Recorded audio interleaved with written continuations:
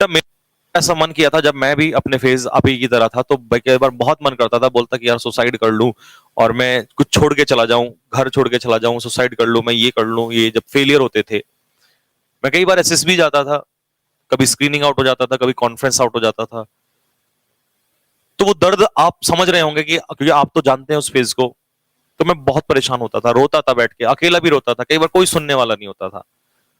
मैं तो आपके बड़े भाई की तरह यहाँ खड़ा हुआ हूं, आप मुझे सुना सकते हैं, मेरी कोई सुनने वाला नहीं था बेटा। तो मैं सोचता था कि काश कोई मेरा बड़ा भाई होता और मुझे वो समझाता, काश वो भी मैं उसके कंधे पे सर रख के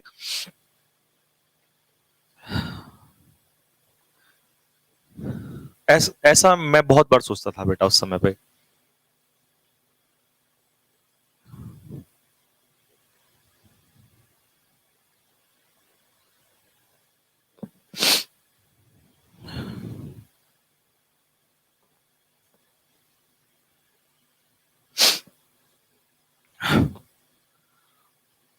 क्योंकि बच्चों, सबसे बड़ी चीज पता है क्या है? बहुत सारे लोगों को इस समय इस भारत में ये नहीं पता चल रहा कि इतनी सारी मेहनत फ्री ऑफ कॉस्ट सर पढ़ा रहे हैं, कोई चार्ज नहीं लेते, कोई पैसा नहीं लेते। शायद देखो बच्चे, जिसने कभी मुसीबत ना देखी हो, तो वो इंसान शायद इन सब चीजों को नहीं समझ पाएगा। मैं उस दौर से गुजरा हूं जहां मैं, पता है आप लोगों को,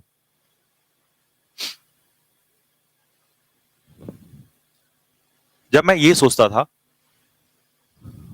शायद आप में से बहुत सारे लोग सोचते होंगे कि यार काश, काश कोई मुझे इतनी छूट दे दे कि तू जा पढ़ ले, जो मन करना है कर ले। काश कोई मेरे, चलो ये भी नहीं छोड़ो, काश कोई मेरे फेलियर को समझ ले। क्योंकि इंसान पता क्या है, इस दुनिया में फेलियर को समझने वाले बहुत कम लोग होते हैं बेटा। आपकी सक्सेस को सैल्यूट करने वाली दुनिया मिल जाएगी, लेकिन आपके फेलियर को समझने वाले बहुत कम लोग होते हैं।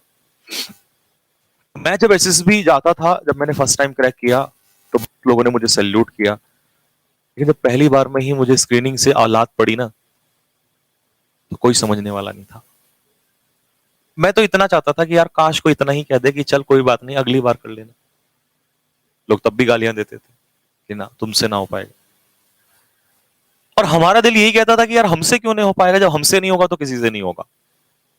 हम में ऐसी क्या कमी है भाई। फिर दोबारा पेपर दिया, फिर से निकाला, फिर गए, फिर कॉन्फ्रेंस आउट।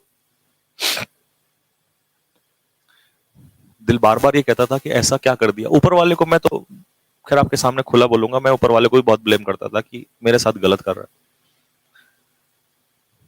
तो उस समय एक ही बात आती थी कि काश कोई तो सहारा दे दे यार, कोई तो कंधे पे सर रख के ऐसे रोने का मन करता कि यार कोई तो कह दे, वाह मेरे बच्चे, वाह मेरे शेर, चल कोई बात नहीं आगे बढ़। ऐसा नहीं है, माता पिता कहते थे,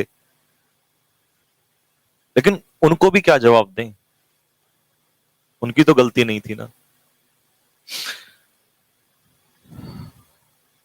तो मैं प्लीज सबसे पहले उन बच्चों को समझाना चाहता हूं, मेरे बच्चों, अगर आप मुझे थोड़ा बहुत भी मानते हैं, तो जिंदगी में हारना नहीं है यार।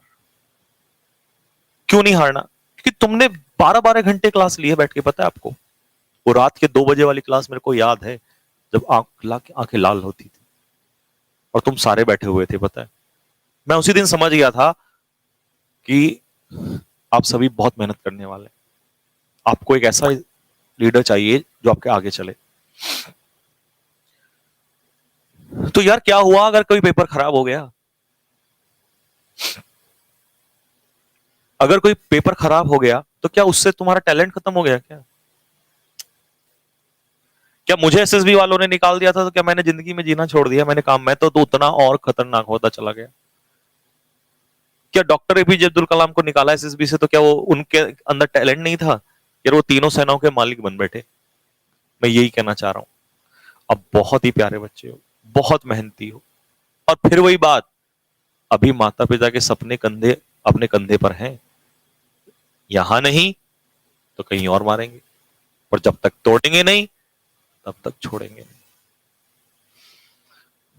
मैं आपका कमांडर आपसे वादा करता हूं, मैं फिर लौट के आऊंगा कुछ दिनों में। आप मेरी मुसीबत को थोड़ा सा समझेंगे अभी। शायद बहुत सारे बच्चों को ऐसा लग रहा होगा कि मैं झूठ या कुछ भी, लेकिन बच्चों, मैंने अपनी जिंदगी में कभी इतनी मेहनत नहीं करी। 12-12 घंटे में कभी नहीं खड़ा रहा। मैं ऑफलाइन पढ़ाता था 10 साल से। शायद बहुत सारे टीचर जब आते हैं 2 साल, 4 साल, 5 साल, मेरे को वो समय हो गया जिस समय, अब से 10 साल हो गया पढ़ाते हुए। बहुत सारे लोगों को इसलिए झूठ लगता होगा कि सर आपकी तो एज भी नहीं है, लेकिन आप 10 साल कैसे कह रहे हो। मैंने उस उम्र में पेन थाम लिया था जिस उम्र में मैं खुद पढ़ रहा था, और पढ़ाते पढ़ते पढ़ते भी मैं पढ़ाता था।